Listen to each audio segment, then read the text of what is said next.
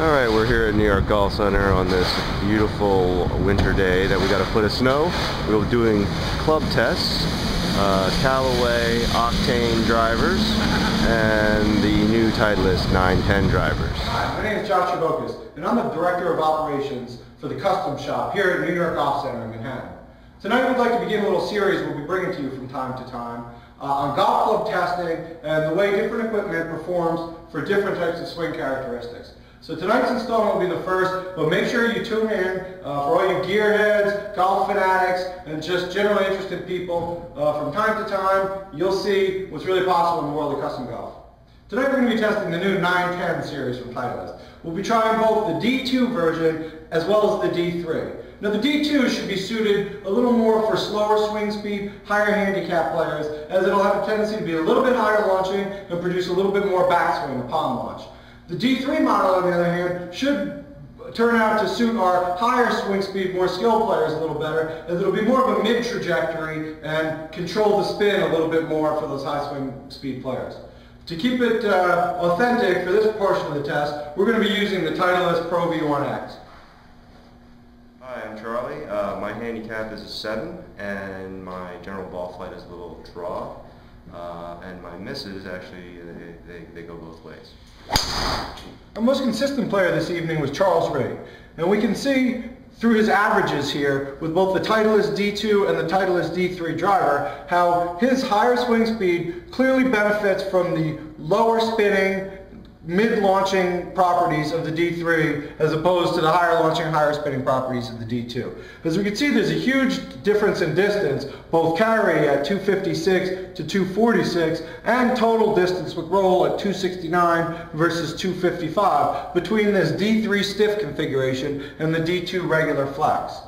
Part of why that is number one, a higher smash factor for the D3 driver. As we can see from Charlie's ball speed numbers, although his swing speeds are virtually identical at 107.4 and 107.9, his ball speed is 3 miles an hour higher with the D3 as opposed to with the D2. This could be attributed to the much more stable tip in the stiff shaft as opposed to the regular shaft, enabling Charlie to really center the golf ball and get maximum energy into that ball on launch. As we can also see, if we pan over further, the backspin is significantly reduced with the D3 driver as opposed to the D2. I think this is due to both the head design as well as the, again, more tip stable, stiffer overall shaft. So this increase in distance can be attributed to both the increase in ball speed and the lower spin characteristics of the D2 driver. Hi, my name is Alec. My ideal ball flight is a draw. My miss turns into a snap hook. What's your handicap, Oh, my handicap's around a 10. Our highest swing speed player of the night, Alec, shows us that big swing speed doesn't always equal big distance. As we can see, he's suffering from definitely below par distance for his swing speed here, 253 and 251 for his totals with his average shots with both the D2 and D3 driver. Now this can be attributed to making not such solid contact and a low smash factor.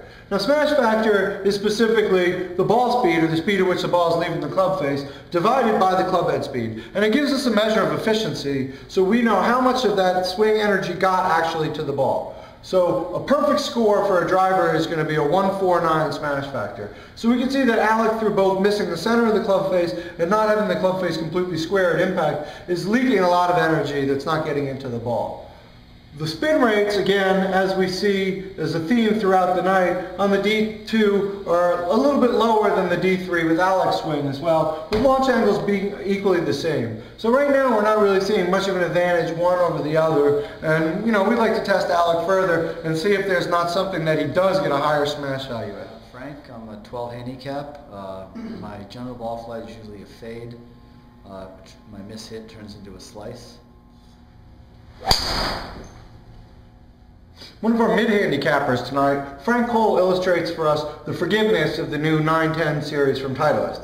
As we can see from Frank's numbers, the new 910 gives fairly good ball speed across the face for his 95 and 97 mile an hour average swings. Now, whereas we'd like to see this smash factor be a little higher, we know that some golfers are most consistent in finding the center of the club face. And as we miss the center, we're going to lose a little bit of ball speed. What happened great here is our lateral dispersion with both drivers was only 5 yards, keeping Frank very straight whether he hit the toe or heel of the club, in addition to hitting the center.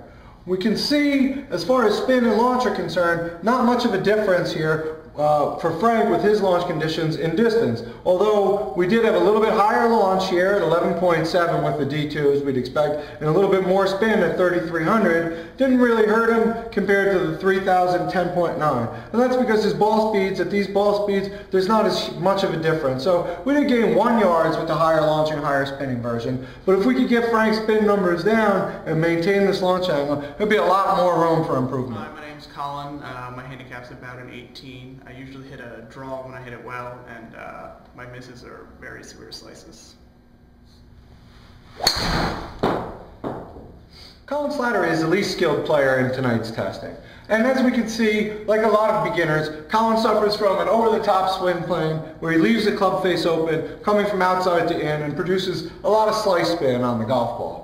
So Colin's testing with both his averages with the D3 and D2 show nearly identical distances, with the D3 getting a little more carry but overall identical in the overall distance, with huge amounts of dispersion to the right or misses to the right due to his push, slice, ball flight.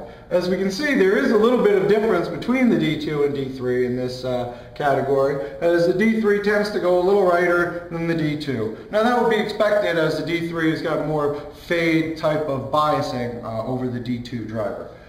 Additionally, we can certainly see that the D2 once again does an excellent job in reducing spin versus the D3 driver, as Colin was averaging 34.99 backspin with the D3 as opposed to only 26.36 with the D2. Now, this is great because it also reduces some of Colin's side spin. The downside is that it's going to be a little bit of a less forgiving driver and maybe not quite as good on his miss hits, but overall I would say a better choice for him right now. So we hope everybody enjoyed our little test tonight. As we can see in conclusion, different people definitely hit different types of equipment drastically differently. That being said, stay tuned, keep an eye out for us here. We're going to continue to do some testing, all the hot new gear, all the latest and greatest custom stuff, and help you decide what might be good for you.